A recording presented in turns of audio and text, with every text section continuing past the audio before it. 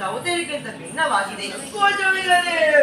ಅಂದು ಸ್ವಯಂವರ ಮಂಟಪಕ್ಕೆ ಬಂದು ನಮ್ಮನ್ನು ಕರೆತಂದರು ನೀವು. ಹೌದು, ನೀವು ಮದುವೆ ಆಗುದು ಬಿಟ್ಟು ನಿಮ್ಮ ತಮ್ಮನನ್ನು ಮದುವೆಯಾಗುವುದು ಸರಿಯೇ? ನೀವೇ ನನ್ನ ಮದುವೆಯಾಗಬೇಕು. ಸಾಧ್ಯವಿಲ್ಲ. ಯಾಕೆ? ಇಂದ ನನ್ನ ತೀರ್ಥರೂಪರಾದ ಅಂತರ ಚಕ್ರವರ್ತಿಗೆ ಎರಡನೇ ವಿವಾಹ ಮಾಡಿದ ಸಂದರ್ಭದಲ್ಲಿ ದಾಸರಾಜವಲ್ಲಿಗೈದ ಶಪಥವು ಹೀಯಾಗಿದೆ. ಯಾವ ಶಪಥ? ಮರಣ ಪರ್ಯಂತರ ವಿವಾಹವಾಗಲಾರೆ, ಸಿಂಹಾಸನವನ್ನು ಏರಿ ಅಜ್ಜವಾಳಲಾರೆ. ಈ ಮಾತುಗಳಿಗೆ ಕಟಿಬದ್ಧನಾದ ನಾನು ನಿನ್ನನ್ನು ವಹಿಸಲಾರೆ. ನನ್ನ ತಮ್ಮನನ್ನು ವರಿಸು. ನನಗೆ ಅವನಲ್ಲಿ ಮನಸ್ಸಿಲ್ಲವಲ್ಲ. ಏನು ಮಾಡಲು ಸಾಧ್ಯ? ಒಂದು ಸಾಧ್ಯ ಉಂಟು. ಏನದು? ಅಂದು ಸ್ವಯಂವರ ಮುನ್ನಾ ದಿನ ನಾನು ಮತ್ತು ನನ್ನ ಸಹೋದರಿಯರು ಜಲಕ್ರೀಡೆ ಆಡಿ ಬರುವ ಸಂದರ್ಭದಲ್ಲಿ ಆ ಸಹೋಪದೇಶದ ಸಾರನ್ನು ನೋಡಿದೆ. ನಮಗಿಬ್ಬರಿಗೂ ಪರಿಚಯವಾಯಿತು. ಅವ ನನ್ನನ್ನೇ ಮದುವೆ ಆಗುತ್ತೇನೆ ತೀರ್ಮಾನ ಮಾಡಿದ. ನಾನು ಅವನನ್ನೇ ಮದುವೆ ಆಗುತ್ತೇನೆ ತೀರ್ಮಾನ ಮಾಡಿದೆ. ಆಚಾರ್ಯರೇ, ಇವಿಷ್ಟು ನಡೆದ ಘಟನೆ. ನೀವು ನನ್ನನ್ನು ಅಲ್ಲಿವರೆಗೆ ಕಳಿಸಿಕೊಟ್ಟರೆ ನಾನು ಸಾರನ್ನು ಮದುವೆ ಆಗುತ್ತೇನೆ. ಈಗ ವಿಚಿತ್ರ, ಯೋಚಿಸಿ ನೋಡುತ್ತೇನೆ. ಯಾರಲ್ಲಿ ವೃದ್ಧ ಬ್ರಾಹ್ಮಣರನ್ನು ಬರಹೇಳಿ.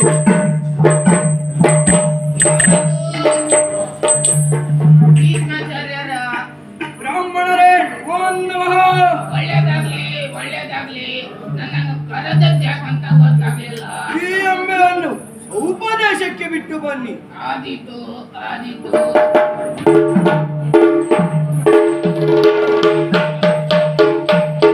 ಬ್ರಾಹ್ಮಣರೇ, ವಂದಿಸಿಕೊಂಡಿದ್ದೇನೆ. ಶುಭವಾಗಲಿ ಅಂಬೆ. ಬ್ರಾಹ್ಮಣರೇ, ಅದಷ್ಟು ದೀರ್ಘ ಅಲ್ಲ, ವಿಶ್ವದಲ್ಲಿದೆ. ಅಂಬೆ. ಬ್ರಾಹ್ಮಣರೇ, ಅದರಿಂದ ಕೊಟ್ಟಿಗೆಯಲ್ಲಿ ಕಟ್ಟಿ ಹಾಕಿದ್ದಾರೆ. ಅಂಬೆ ಅಷ್ಟೇ ಬ್ರಾಹ್ಮಣರೇ. ಆದೀತು, ಹೋಗೋಣ ಬನ್ನಿ.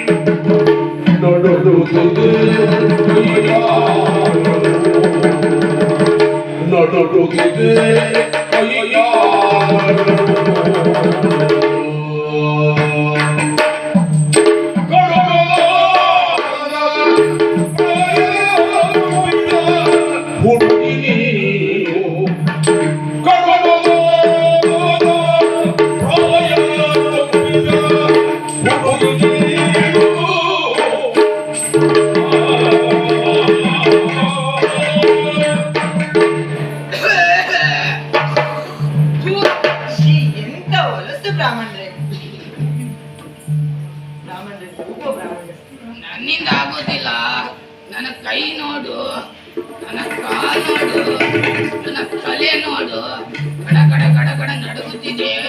ಹಾಗಾಗಿ ನನ್ನಿಂದ ಬರ್ಲಿಕ್ಕೆ ಆಗೋದಿಲ್ಲ. ರಾಮಣ್ರೆ, ನಿಮಗೆ ಪ್ರಾಯ ಎಷ್ಟು? ಹೆಚ್ಚಾಗ್ಲಿಲ್ಲ, ಬರೀ 20. 20 ವರ್ಷವಾ? ನಿಮ್ಮ ನೋಡಿದ್ರೆ ಹಾಗೆ ಕಾಣುದಿಲ್ಲಲ್ಲ. 100ಕ್ಕೆ 20 ಕಡಿಮೆ ಅಂದೆ. 80 ವರ್ಷವಾ? ಹೌದು. ರಾಮಣ್ರೆ, ನಿಮ್ಗೆ ಆಗ್ಲಿಲ್ಲ ಅಂದ್ರೆ ಯಾಕೆ ಆಚಾರ್ಯರಲ್ಲಿ ಒಪ್ಪಬೇಕಿತ್ತು? ಏನ್ ಮಾಡುದು ಹೇಳು, ಆ ಭೀಷ್ಮಾಚಾರ್ಯರ ಮಾತನ್ನು ಮೀರ್ಲಿಕ್ಕೆ ಆಗೋದಿಲ್ಲ. ಹಾಗಾಗಿ ಬಂದೆ. ರಾಮಣ್ರೆ, ನಿಮ್ಗೆ ಮದುವೆ ಆಗಿದೆಯಾ? ಅದೂ ಆಗಿದೆ. ಮಕ್ಕಳು? 11.5. 11.5? ಅದ 6 ತಿಂಗಳು ಗರ್ಭಿಣಿ. ಅದರಲ್ಲಿ ಗಂಡಷ್ಟು ಹೆಂಗಷ್ಟು? ಎಲ್ಲಾ ನಿನ್ ಜಾತವೇ. ಎಲ್ಲ ಹೆಣ್ಮಕ್ಳು? ಹೌದು. ಅವರಿಗೆ ಮದುವೆ ಆಗಿದ್ಯಾ? ಇನ್ನು ದೊಡ್ಡವಳಿಗೆ ಮದುವೆ ಆಗ್ಲಿಲ್ಲ. ಇನ್ನೂ ಆಗಿಲ್ವೇ? ಇನ್ನೂ ಆಗಿಲ್ಲ. ಅವ್ರಿಗೆ ಪ್ರಾಯ ಎಷ್ಟು?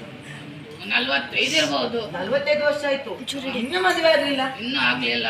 ಮತ್ ಯಾವಾಗ ಮದುವೆ ಆಗುದು? ಯಾವತ್ ಮದುವೆ ಆಯ್ತಂತ ಅವ್ರ ಮದುವೆ ಆಯ್ತಂತ. ಓಹೋ, ನಿಮ್ಗೆ ಆರ್ಥಿಕ ಸಮಸ್ಯೆ ಏನು ಅಲ್ವಾ?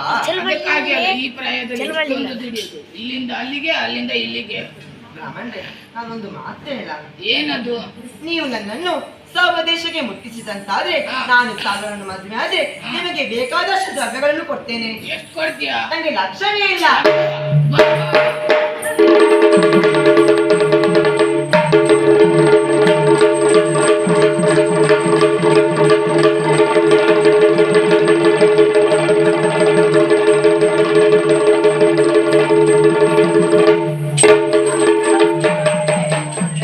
ಸ್ವದೇಶ ಬಂದಾಯ್ತು, ಇಲ್ಲಿಗೆ ಹೋಗುದು. ಬಂದಾಯ್ತಾ? ಎಲ್ಲಿ ಆ ಸಾಲ್ ಮರ? ಸಾಲು ಮರ ಅಲ್ಲ ಸ್ವಾಮಿ, ಸಾಲ್ವವರ. ಅದೇ ಎಲ್ಲಿ ಅವ? ನಿರೀಕ್ಷೆಯಲ್ಲಿರುವ.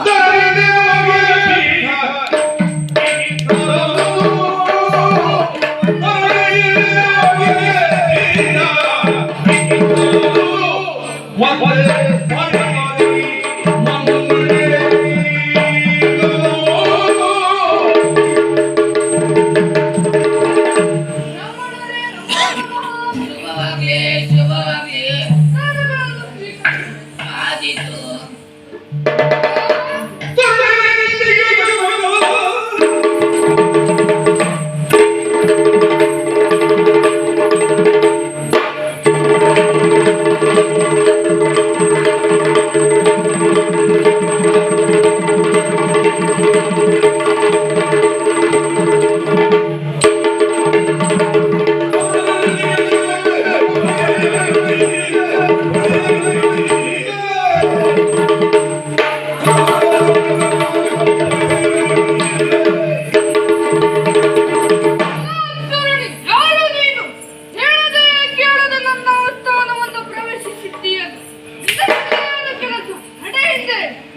ಅಲ್ವಾ, ನಾನಿನ್ನ ಅಮ್ಮೆ ಬಂದಿದ್ದೇನೆ.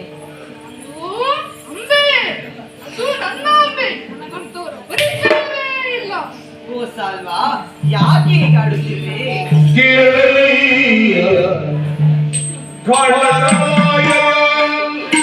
Oh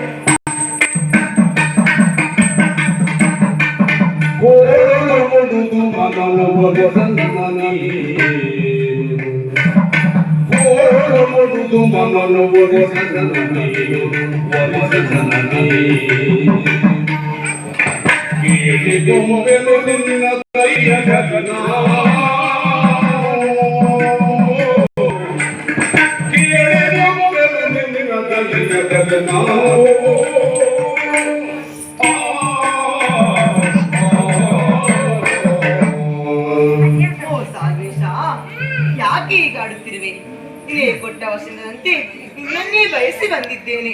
ತಡ ಮಾಡದೆ ನನ್ನನ್ನು ವರಿಸು.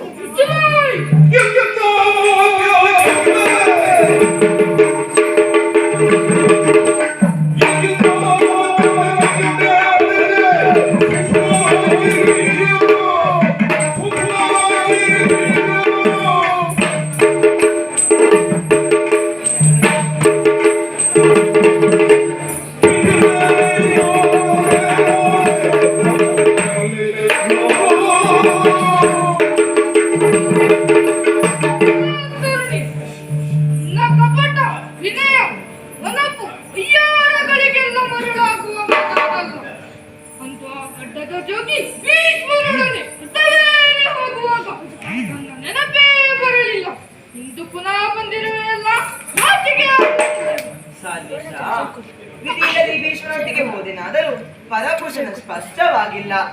ಇಂದಿಯೂ ಕೂಡ ನಿನಗಾಗಿ ನನ್ನ ಮನ ಮಿಡಿಯುತ್ತಾ ಇದೆ. ಸಾಲ್ವಾ, ನನ್ನನ್ನು ಬಿಡಬೇಡ. ಸರಿನೇ, ನಾನು ಜ್ಯೋತಿಷ ಗಣಿತವನ್ನು ಲೆಕ್ಕ ಹಾಕಿ ನೋಡಿದೆ. ನಿನ್ನ ಮುಖಕ್ಕೂ ಅವಳ ಮುಖಕ್ಕೂ ಹೊಂದಾಣಿಕೆ ಉಂಟು. ನಿನ್ನ ರಾಶಿಗೂ ಅವಳ ರಾಶಿಗೂ ತುಂಬಾ ಹೊಂದಾಣಿಕೆ ಆಗ್ತಾ ಇದೆ. ಮದುವೆ ಮಾಡ್ಕೊ. ಸಾಲ್ವಾ, ನನ್ನನ್ನು ಪರಿಗ್ರಹಿಸು.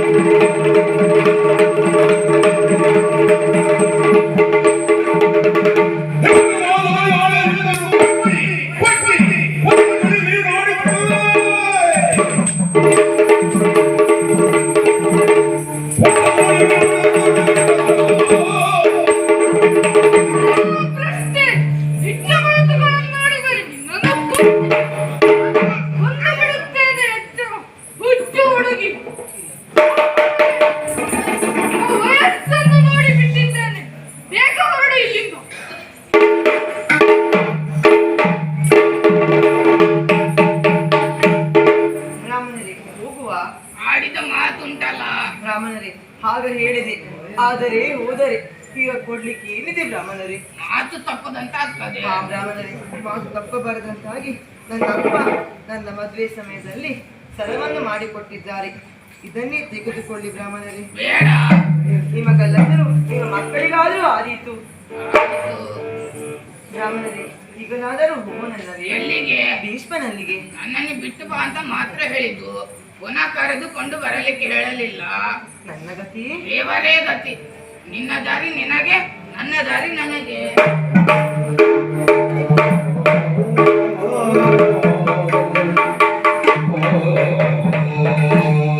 ನನ್ನ ಈ ಸ್ಥಿತಿಗೆ ಕಾರಣ ಯಾರು? ಆ ಭೀಷ್ಮ. ಅವನ ಸುಮ್ಮನೆ ಬಿಟ್ಟಿಲ್ಲ.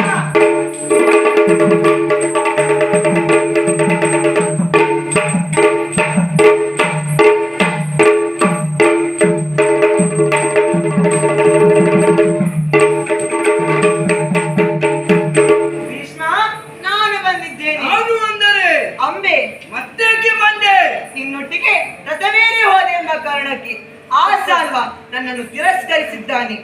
ಈಗ ನೀನೇ ನನ್ನ ಮದುವೆಯಾಗಬೇಕು. ಕಾಶಿಯಿಂದ ಅಸ್ತಿನಾವತಿಗೆ, ಅಸ್ತಿನಾವತಿಯಿಂದ ಸೌಪದೇಶಕ್ಕೆ, ಮತ್ತಲ್ಲಿಂದ ಇಲ್ಲಿಗೆ, ಎಲ್ಲಂದರೆ ಅಲ್ಲಿಗೆ ಎಕ್ಕಿಲ್ಲದೆ ಚಲಿಸುವ ಹುಡುಗಿ ನೀನು. ಯಾವತ್ತೂ ಅಪಾಯಕಾರಿ. ನೀನು ನನಗಷ್ಟೇ ಅಲ್ಲ, ನನ್ನ ಅಮ್ಮನಿಗೂ ಬೇಡ. ಹಾಗಾಚೆ ನೀನು ಮದುವೆ ಆಗುದಿಲ್ಲವೇ? ಇಲ್ಲ.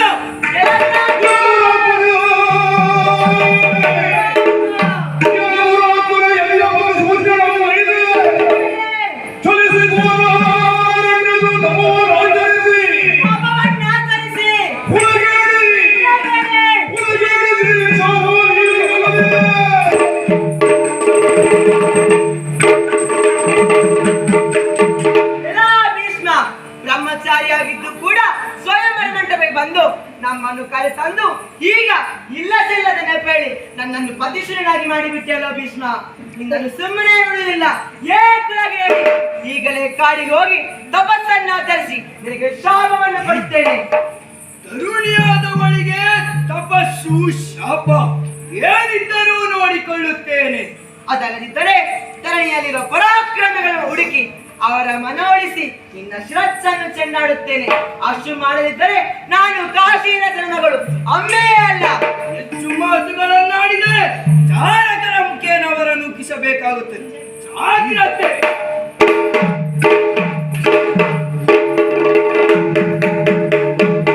ಈಗಲೇ ಕಾಡಿಗೆ ಹೋಗಿ ತಪಸ್ಸನ್ನು ಆಚರಿಸಿ ಇವನಿಗೆ ತಕ್ಕ ಪಾಠವನ್ನು ಕಲಿಸುತ್ತೇನೆ.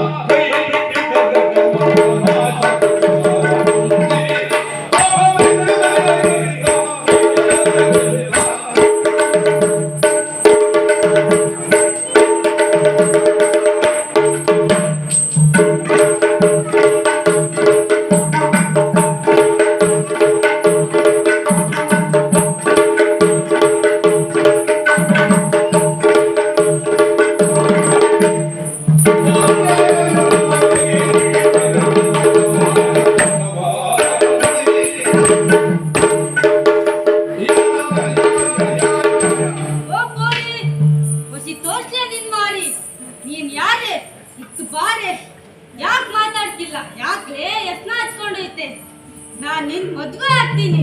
ಓ ತಮಾಷೆ ತೋರಿಸ್ತೀನಿ. ಯಾಕ್ಲೆ ಮಾತಾಡ್ಲೆ? ಓ ಗಿರಾದೇಶ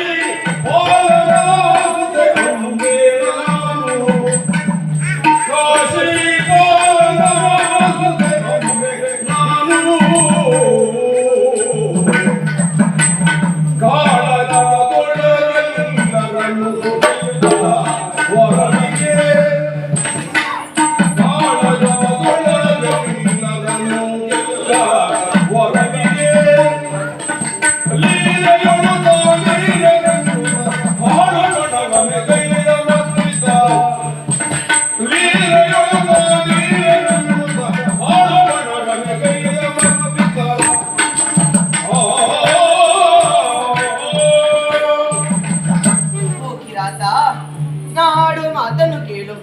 ನನ್ನ ಹೆಸರು ಅಂಬೆ ಎಂದು. ನಮ್ಮಪ್ಪ ಪ್ರತಾಪ ಸೇನ ಮದುವೆ ಮಾಡುವ ಸಲುವಾಗಿ ಒಂದು ಪಂಥವನ್ನು ಏರ್ಪಡಿಸಿದರು. ಬಂದ ದೇಶದ ಪಾಲಕರನ್ನು ಯಾರು ಗೆಲ್ಲುತ್ತಾರೋ ಅವರಿಗೆ ನಮ್ಮ ಕೊಟ್ಟು ಮದುವೆ ಮಾಡುತ್ತಾರೆಂದು. ಅಲ್ಲಿವರೆಗೆ ಬಂದ ಭೀಷ್ಮ ಎಲ್ಲರನ್ನು ಸದೆ ಬರೆದು ನಮ್ಮನ್ನು ಕರೆದುಕೊಂಡು ಹೋಗಿ ಮದುವೆಯಾಗದೆ ಈ ರೀತಿ ಅನ್ಯಾಯ ಮಾಡಿದನಯ್ಯ. ಅವ ಮದುವೆ ಆಗ್ತೀನಿ, ನಾನು ಮದುವೆ ಆಗ್ತೀನಿ. ನೀನು ಹೇಳಿದ ಹಾಗೆ ನಿನ್ನ ಮದುವೆ ಆಗುತ್ತೇನೆ. ನೀನು ಅವನ ಶಿರಸ್ಸನ್ನು ಖಂಡಿತವಾಗಿ ನಾನು ಮದುವೆ ಆಗುತ್ತೇನೆ. ಎಲ್ಲಿ ಆ ವಿಶ್ವ?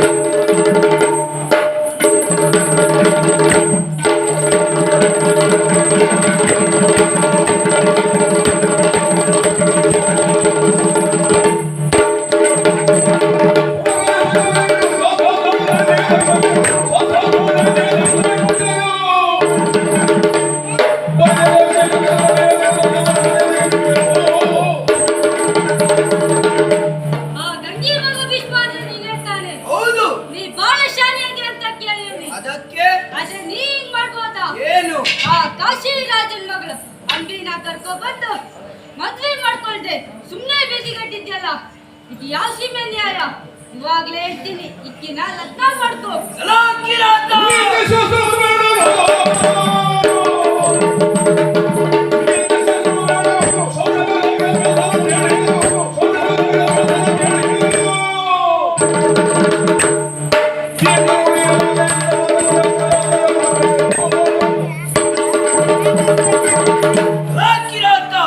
ಇನ್ನಂತವರಿಂದ ನಾನು ಈ ಶಾಸ್ತ್ರವನ್ನು ಕೇಳಬೇಕಾಗಿಲ್ಲ.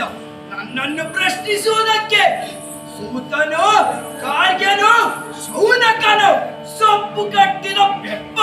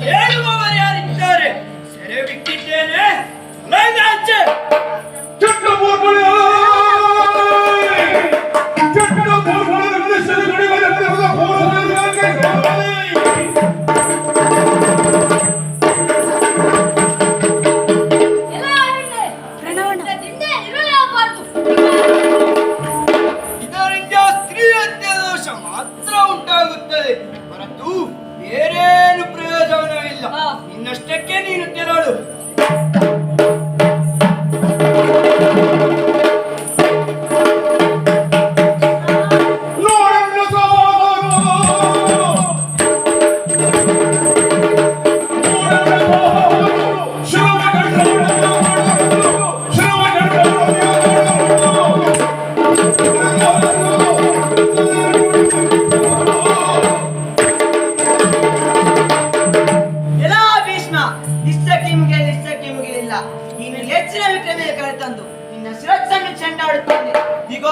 ಈಗಲೂ ಹೇಳುತ್ತಿದ್ದೇನೆ, ಮೊದಲು ಮದುವೆಯಾಗು, ಇಲ್ಲ ನಾಶವಾಗುತ್ತೀಯ.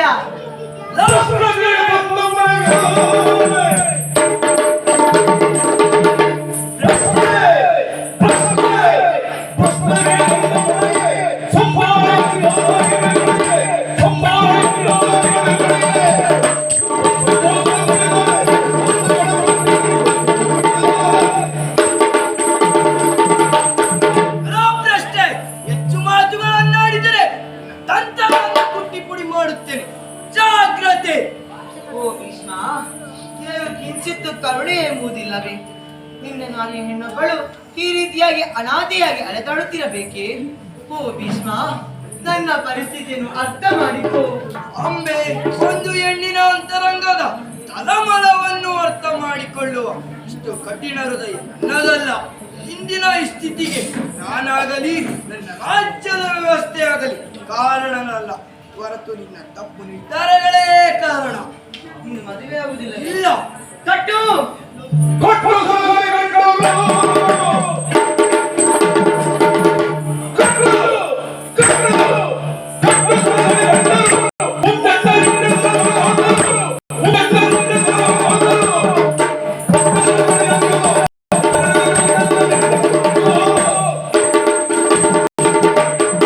ಎಲ್ಲಾ ದುಷ್ಟ ಅಂದು ಸ್ವಯಂವರ ಮಂಟಪಕ್ಕೆ ಸೊಕ್ಕಿದ ಗೂಳಿಯಂತೆ ನುಗ್ಗಿ ನಮ್ಮನ್ನು ಕರೆತಂದು ಈ ರೀತಿ ಮಾಡಿದನೆಯ.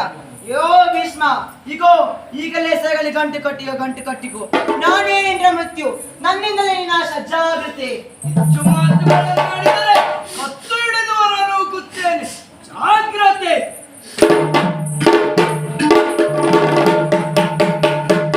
ಅಯ್ಯೋ ಹೊರಟೆಯ ವದನೆ, ಎಲ್ಲಿಗೆ ಹೋಗಲಿ, ಏನು ಮಾಡಲಿ ಶಿವನೇ.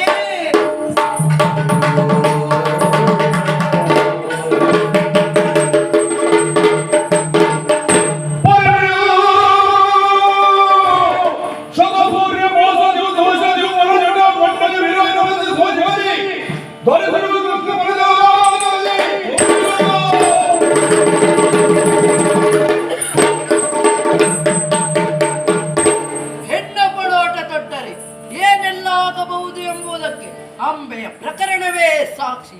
ಶಸ್ತ್ರ ಸನ್ಯಾಸ ಕೈದ ನನ್ನಿಂದಲೇ ಪರಶುವನ್ನು ಬಿಟ್ಟಳಲ್ಲ. ತಡ ಮಾಡದೆ ಶಿಷ್ಯ ಕೃತವರ್ಣನನ್ನು ಕರೆದು ಭೀಷ್ಮನನ್ನು ಮದುವಣಿಗನಾಗಿ ಇಲ್ಲವೇ ಯುದ್ಧಕ್ಕೆ ಸಿದ್ಧನಾಗಿ ಬರುವಂತೆ ಹೇಳಿ ಕಳುಹಿಸಿದ್ದೇನೆ. ಇನ್ನು ಅವನ ನಿರೀಕ್ಷೆಯಲ್ಲಿರುತ್ತೆ.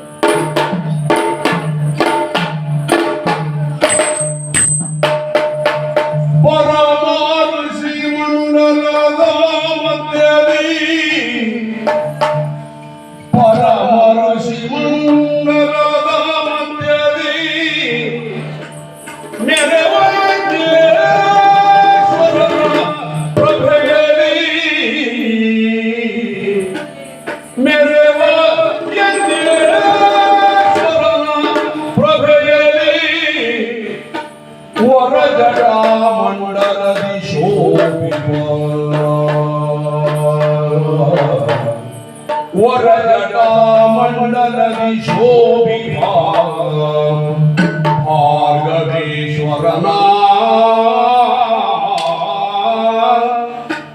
ಪರಿಕಿಸುತ್ತಲ ವಿನಮಿಸಿ ಭೀಷ್ಮನು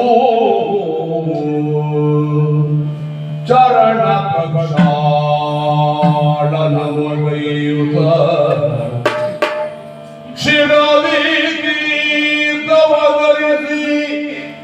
ಮಧುಭರ್ಗಾದಿಗಳ ತಾನಿದು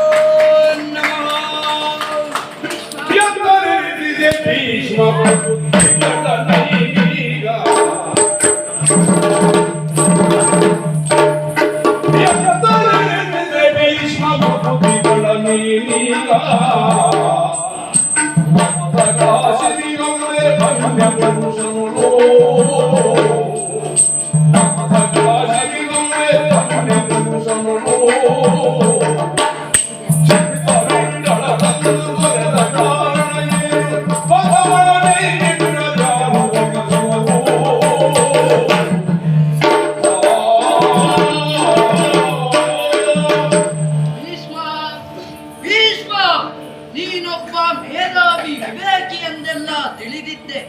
ಆದರೆ ನಿನ್ನಂತವನು ಯುಕ್ತ ಕಾರ್ಯ ಮಾಡಬಹುದೇ? ಎಂತಹ ಕಾರ್ಯ ಗುರುಗಳೇ? ಸ್ವಯಂವರಕ್ಕೂ ಮೊದಲೇ ಶಾಲ್ವನನ್ನು ಪ್ರೇಮಿಸಿದ ಅಂಬೆಯನ್ನು ಕರೆತದೆಯಾ? ಅದು ನನಗೆ ತಿಳಿದಿರಲಿಲ್ಲ. ಹೀಗೆ ಏಕಪಕ್ಷೀಯವಾಗುತ್ತಲ್ಲದೆ ತೊರೆದ ಕಾರಣವೇ? ಅವಳನ್ನು ತರಲಿಲ್ಲ. ಅವಳ ಅಪೇಕ್ಷೆಯಂತೆ ಸಾಲ್ವನೊಳಗೆ ಕಳುಹಿಸಿದ್ದೇನೆ. ಅವರಿಂದಲೂ ತಿರಸ್ಕೃತಳಾಗಿ ಬಿಟ್ಟಳ. ಅವಳಿಗೆ ಅನುಗತಿ ಅದು ನನಗೆ ಸಂಬಂಧವಿಲ್ಲ.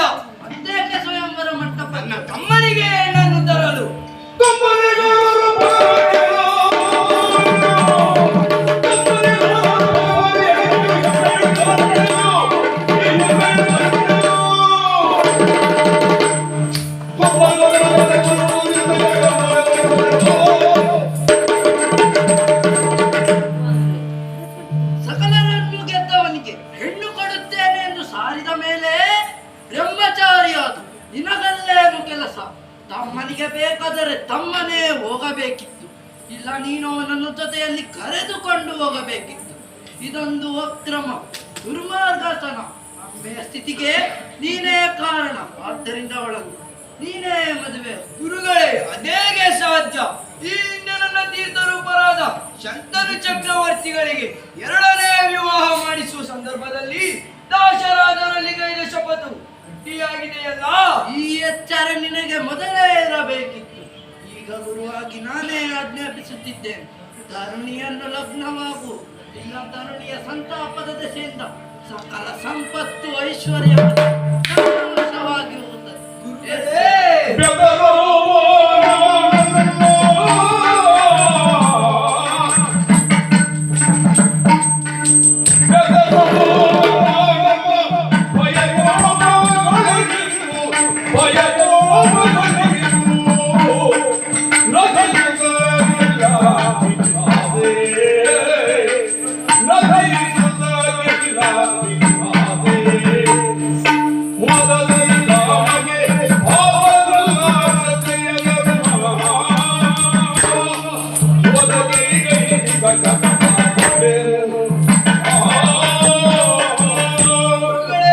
ಭಾವಾವೇಶದಿಂದ ಮಾಡಿದ ಆಜ್ಞೆಯನ್ನು ಧಿಕ್ಕರಿಸುವುದೇ ನೀತಿಶಾಸ್ತ್ರ ಎಂದು ಸಾರುತ್ತಿದೆ.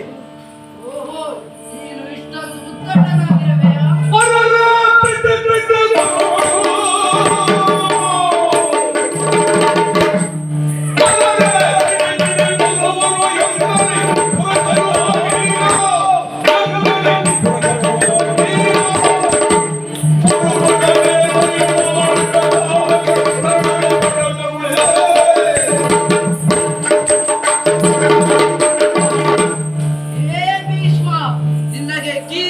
ಅಧಿಕಾರದ ಮದವೇರಿದೆ. ನಿನ್ನ ದುರಂಕಾರಕ್ಕೆ ತಕ್ಕ ಶಾಸ್ತಿ ಮಾಡುತ್ತೇನೆ. ಹಿಡಿದನು ಮಾಡುವಿದ್ದ ಗುರುವೇ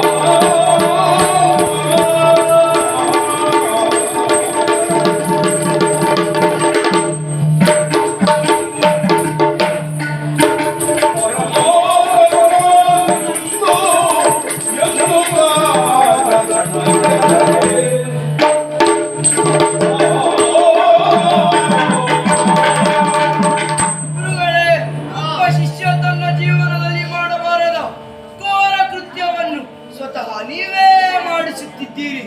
ಯುದ್ಧವು ನನ್ನ ಅಪೇಕ್ಷೆಯಲ್ಲ, ಅದು ಸಹ ನಿಮ್ಮ ಅಪೇಕ್ಷೆ ಎಂದು ಭಾವಿಸಿ ಯುದ್ಧ ಮಾಡುತ್ತೇನೆ. ಆದರೆ ಮಾಡುವ ಯುದ್ಧದಲ್ಲಿ ಜಯ ನನಗೇ ಸಿಗಲಿ ಎಂದು ಆಶೀರ್ವದಿಸಿ. ದಯವಿಚ್ಚೆ ಇದ್ದಂತೆ ಅವನಿಗೆ